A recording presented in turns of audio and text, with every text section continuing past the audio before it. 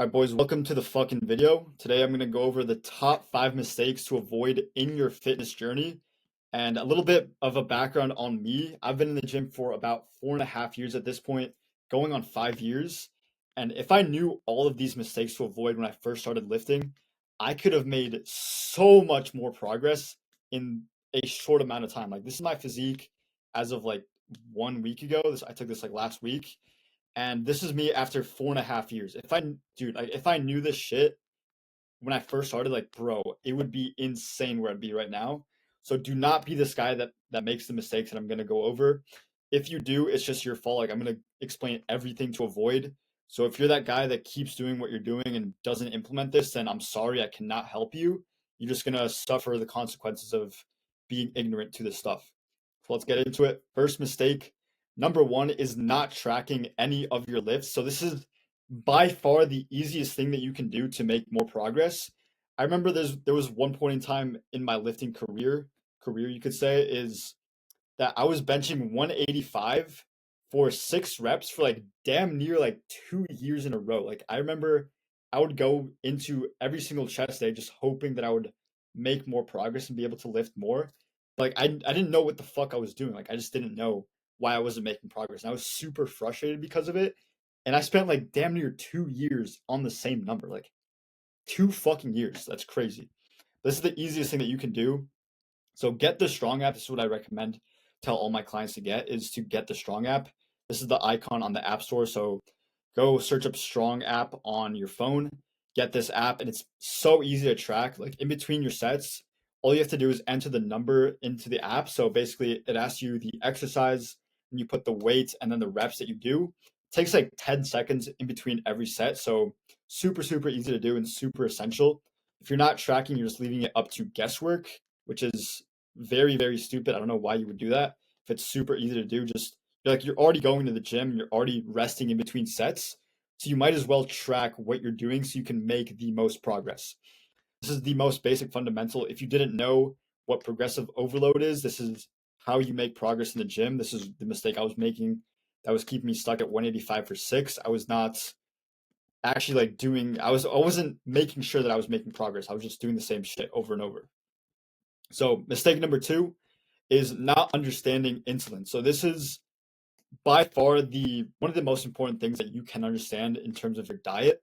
So insulin is one of the most anabolic hormones in your body, which means it creates more muscle growth if you use it at the right time. So we want to spike insulin at the right times to get the best results. And I literally only learned about this like 5 to 6 months ago. Like, 5 to 6 months ago, I didn't know any of this shit.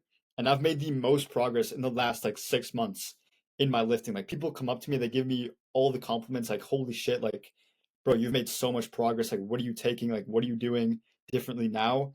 And this is what this video is for. So what we want to do is pre and post workout spike insulin. So biggest insulin spike after your lift. This is when you're the most insulin sensitive to nutrients to shuttle all the nutrients to your muscles. So basically what insulin does, it makes your muscles way more sensitive to the nutrients that you're eating. It's like a storage hormone. So if you're spiking it at the wrong times, you're going to store more body fat because you're not using that insulin correctly. But if you're doing it for pre and post workout, then you're going to use that more for your muscle cells. So avoid snacking on high GI carbs, which are basically high glycemic index carbs, outside of your workout window. And your workout window is that pre and post workout. So the pre workout is when you want to have some insulin to spike it, and it's going to give you the energy and avoid breaking down muscle during your workout. When you have your workout, you go hard in the gym or you run, whatever you do. And then after that workout, you want to spike insulin the highest to shuttle all those nutrients to the muscles. So we want to avoid unnecessary insulin spikes. This goes back to doing it at the right times. So outside of the workout window, it is unnecessary to eat carbs, which spike your insulin the most. So just stick to, if you are going to eat outside your workout window, definitely focus more on protein and carbs. And then I'll get into, you can do like lower glycemic index, like slower acting carbs as well, which I'll get into in a little bit. But basically, all you need to know, like the basic breakdown of this, if I were to explain this to a 5-year-old, which is use carbs as a tool for training, for pre and post workout, and then you'll be good. That's really the most basic explanation of all of this. Just use carbs as a tool. Like they're meant to be used for training. If you think about like our ancestors, like cavemen, they didn't have access to carbs just like spike their insulin all day. Like they had to hunt, they had to actually eat like when they earned it, like after like they hunted like some animal or some shit. So that's what you want to do, just to explain it super easily. Next little topic is insulin sensitivity. So we also want to be sensitive to insulin to actually like build more muscle and lose more fat as well. So if we spike insulin too frequently, then it's going to cause us to be insensitive to to holy shit, to the insulin spikes. So basically, what you need to know about this is if you're insulin resistant, which is insulin insensitive, then you're going to have low muscle mass. You're not going to drive nutrients to the muscles, and you're going to have high body fat. It's going to focus it more on your fat cells instead of the muscles, which is what you want. So this is, again, absolute cheat code. Make sure you understand this and like implement this. This is like the basic explanation. Just use carbs for training, and then you'll be good. And what we can do to make us more insulin sensitive is number one, intermittent fasting. So I do some sort of intermittent fasting, maybe like 5 to 6 days out of the week. I'll do either an 8 hour eating window or sometimes even 6 hours, just depending on the day. And also using carbs for workouts, going back to what I said there. Knowing when to use high glycemic index versus low glycemic index carbs.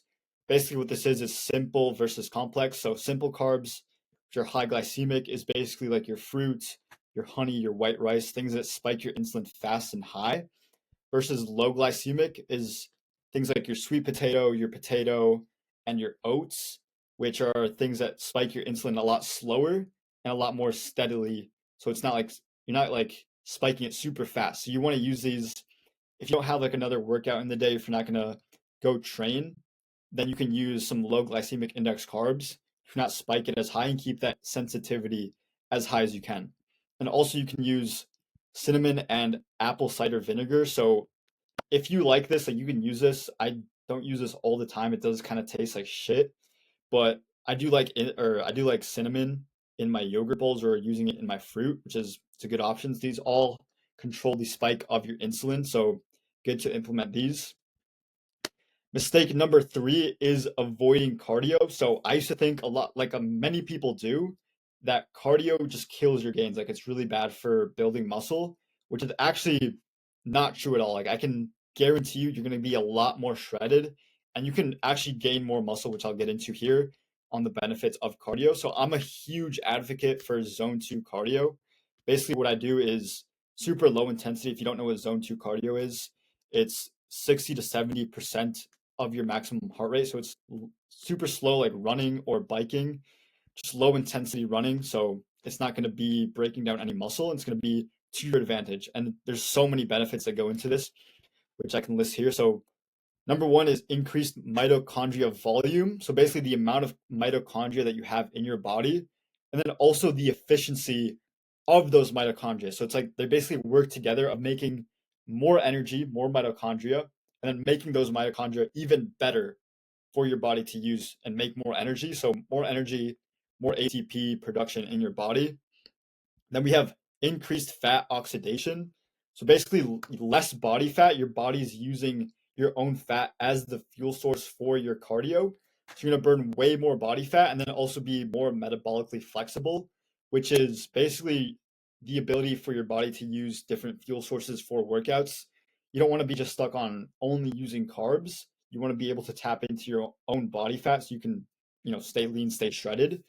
And I've noticed such a huge game changer on this. Like it's insane. Like I've been training like hybrid style, lifting and running for maybe I'd say like the past 8 months, something like that.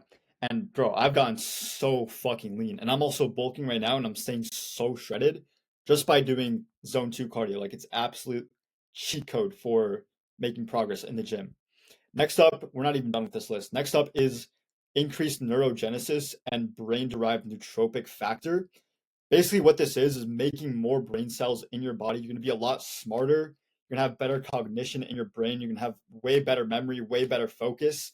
So if you're someone that like prioritizes like your work, like mental tasks, like if you like run a business, if you really like your work, if you're a student, you study a lot, if you have anything to do with your brain and like your cognition, dude, the best nootropic that you can do outside of like taking supplements, like super niche supplements, is gonna be your zone two cardio. Like even like 20 minutes a day, like a few times a week, bro, you're gonna notice such a huge difference in how your brain performs and like how good you feel. It is insane. Like you're gonna have so much more energy from the ATP, the mitochondria, be way leaner.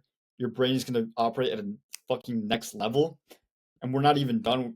Increased angiogenesis, which is basically new blood vessels forming in your body, more blood flow, which is has its own benefits as well as you can imagine, and more vascularity. So I literally grew like a spider web of shoulder veins, which I've never had before. I don't know if you can see it in this camera, but you can't see it.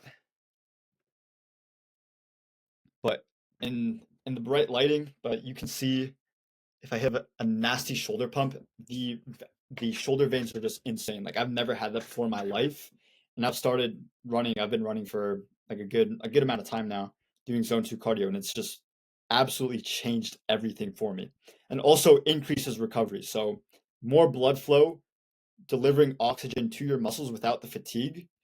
We're not really fatiguing our body here. We're not really taxing our recovery because it is very low intensity.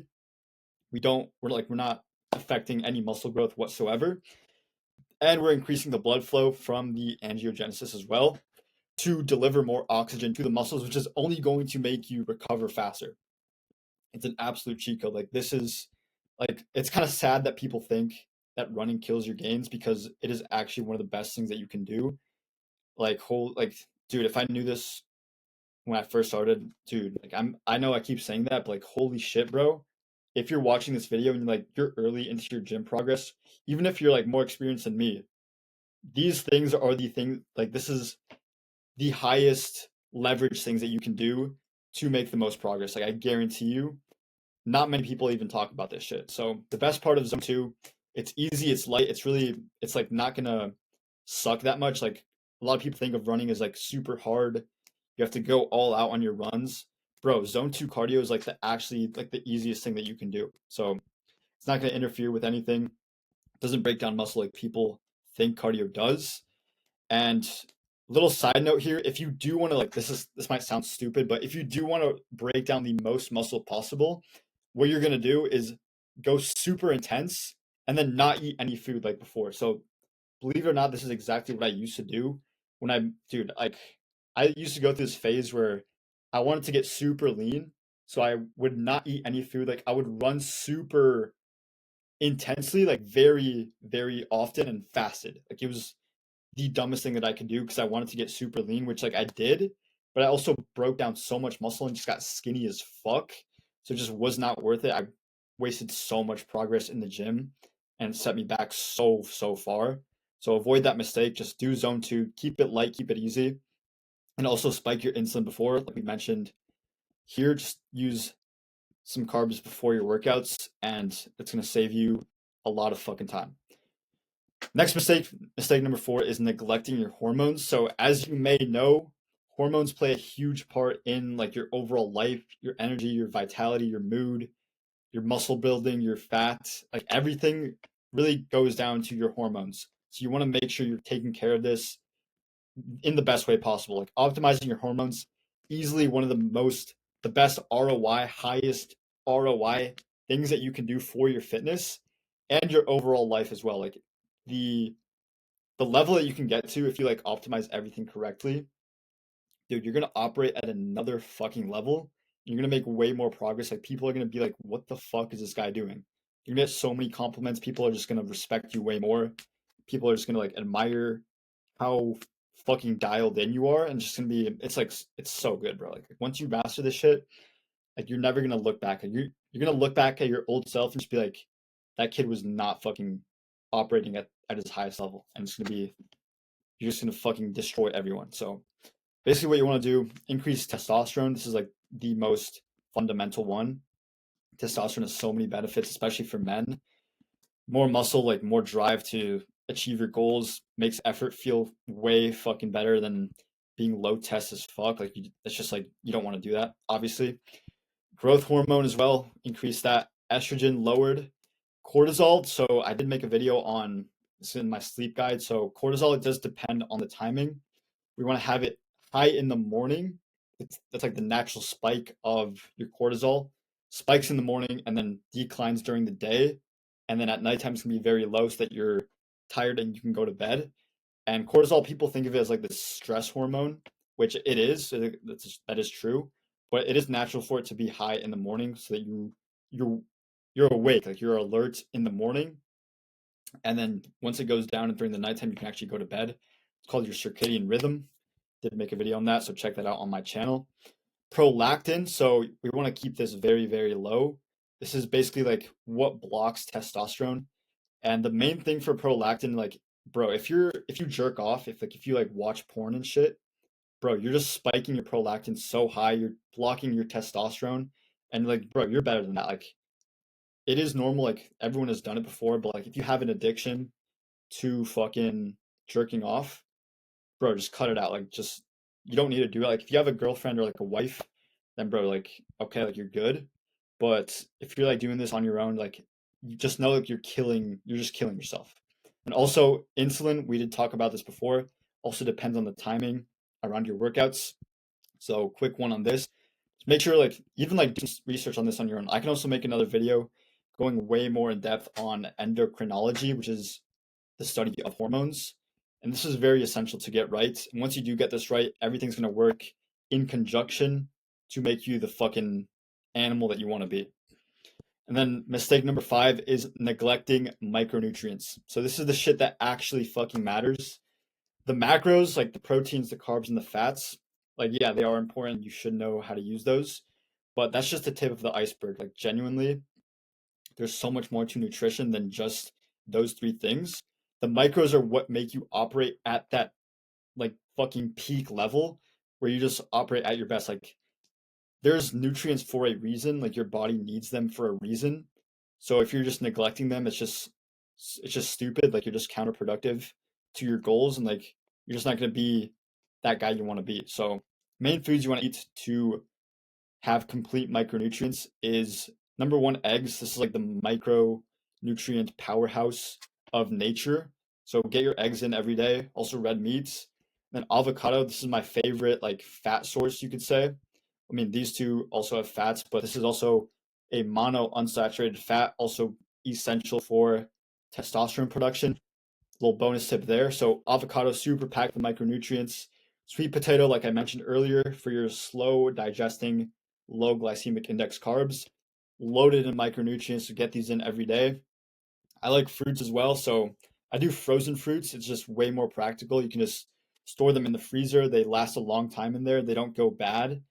And if you leave like, I used to buy like fucking bananas, and sometimes I wouldn't get to them on time. They would just like go fucking like overripe, and I couldn't eat them. They just like taste like shit. So get frozen fruit. It's like a little other bonus tip you can do. Store it in the freezer, and then you can make like protein bowls and shakes with this as well. Super convenient. And last thing, Greek yogurt. So I use this like every single day before my workout. I'll do some frozen fruit, some Greek yogurt in a bowl, some protein, and then some honey as well. So these are the foods that you want to focus on. Get these in every day, and you're going to hit all your micronutrients, just operate like a fucking animal, and make the most progress that you can. So that is the presentation. I'm pretty sure you guys have to have something that you didn't know before.